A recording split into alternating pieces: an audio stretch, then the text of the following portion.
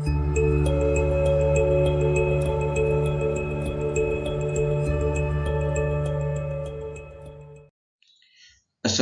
warahmatullahi wabarakatuh. Anak-anakku yang Mister sayangi, kali ini kita akan belajar pelajaran BAI yang ke-8, yaitu senangnya berakhlak terpuji.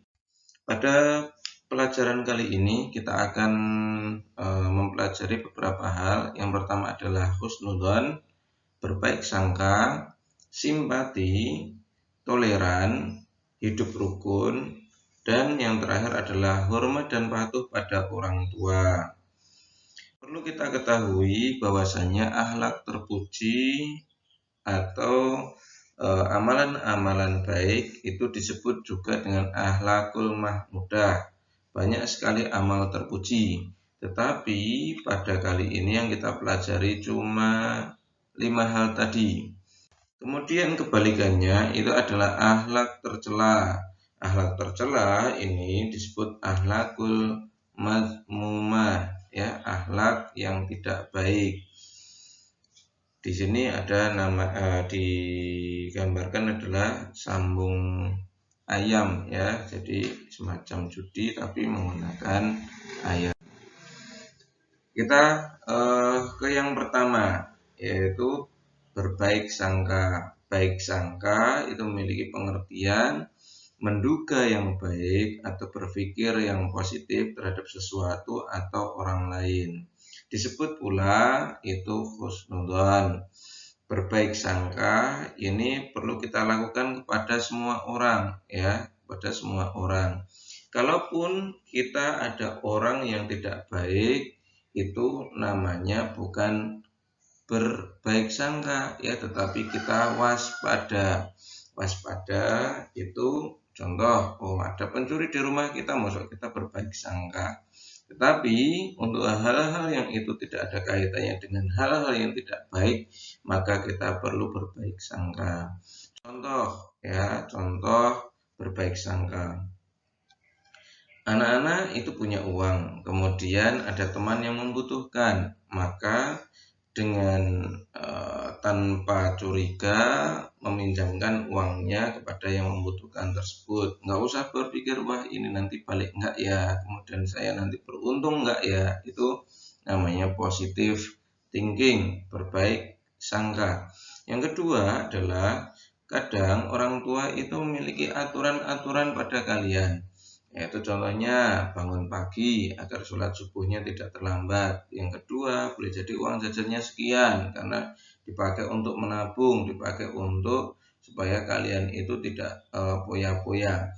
Lah, itu pemberian seperti itu kita berbaik sangka saja, bahwasanya orang tua ingin memberikan yang terbaik pada kita, bukan sebaliknya, bahwasanya wah ini pasti ada kepentingan orang tua nih, kok ini uang tabungan uang hasil angpau lebaran kok ditabung oleh orang tua, jangan-jangan nanti dipakai untuk beli apa yang itu harusnya orang tua belikan. Nah, contoh kayak gitu, itu kan berarti kita berburuk sangka kepada orang tua. Maka yang paling baik adalah kita itu pasti berpikir bahwasanya orang tua itu melaksanakan yang terbaik untuk kita.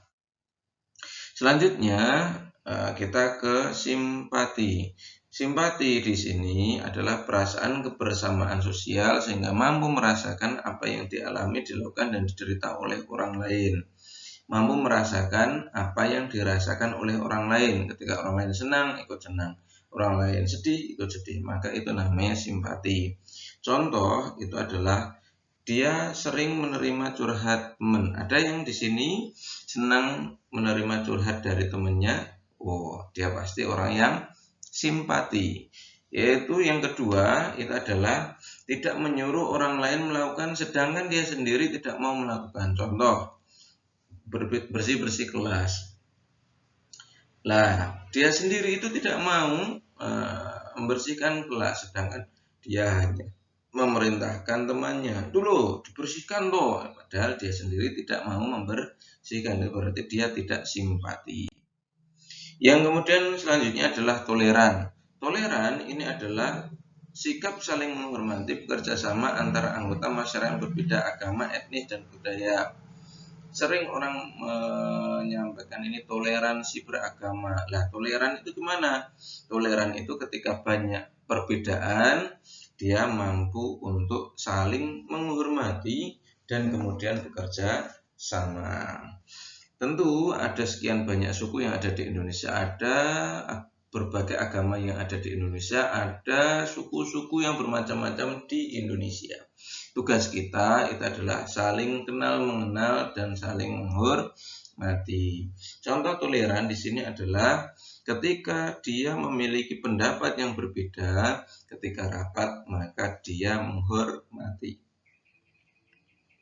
Jadi enggak hanya pengen menang sendiri. Kalau dia pengen menang sendiri namanya egois. Yang kedua adalah tidak mengganggu orang lain yang khusyuk melakukan ibadah. Contoh, umat lain baru melakukan merayakan agamanya, hari raya di agamanya. Nah, itu kita nggak boleh tuh ketika ini hari raya Natal, kemudian kalian membunyikan petasan gede-gede yang berada di dekat gereja. Nggak boleh, itu melanggar namanya toleransi beragama. Dan kalian kalau berada di Indonesia, negara taat hukum, bisa jadi itu menjadi orang yang tersangka ya. Kemudian yang keempat itu adalah hidup rukun. Bedanya apa dengan toleransi? Hidup rukun itu adalah hidup damai, tidak bertengkar, setuju terhadap keberadaan orang lain. Nah, ini ketika kalian itu hidup di keluarga saja, ada adik, ada kakak, kira-kira rukun enggak? Pasti ya ada ininya ya, dinamikanya ya, tetapi saya yakin kalian adalah orang yang dewasa. Orang dewasa itu mampu mengedepankan kebaikan daripada kepentingan pribadi, maka harus hidup damai dan tidak bertengkar. Supaya hidup ini damai dan tidak bertengkar dan rukun terhadap sesama, apa yang harus dilakukan? Itu pertama, berbicara sopan kepada orang lain. Kadang kita itu mikirnya itu bicaranya kasar kepada orang lain. Jadi ketemu kakaknya kasar, ketemu adiknya kasar karena dia sering berbicara kasar. Maka seperti itu, kasar itu berarti adalah bicara yang tidak baik. Kemudian selanjutnya itu adalah hormat kepada yang tua dan sayang kepada yang muda. Hormat kepada yang tua berarti kalian ketika ketemu dengan mbah-mbah itu yang menghormati. Bukan hanya sekedar tanda yang kita lakukan dengan tangan kita di atas mata untuk hormat, bukan seperti itu. Tetapi hormat kita ya tindakannya ya sopan. Kemudian sayang pada yang lebih muda, punya adik disayangi. Ya, tidak kemudian semena-mena kalian menang adiknya kemudian dibuat kalah, terus itu nggak boleh. Terakhir itu adalah hormat dan patuh pada orang tua. Contoh hormat kepada orang tua, patuh pada orang tua yang pertama adalah mendoakan orang tua setiap habis sholat. Kedua, melakukan perintah ortu dengan sungguh-sungguh. Jadi kalian diminta untuk membelikan garam, membelikan gula ke warung sebelah, maka ya siap, gitu ya. Bukan kemudian kose nanti, itu nggak boleh ya. Harus senantiasa siap ketika orang tua meminta kita membersihkan kamar tidur kita, membersihkan baju kita sendiri-sendiri, itu harus siap. Untuk guru yaitu memberikan salam dan mencium tangan ketika ketemu guru, mengerjakan tugas tepat waktu.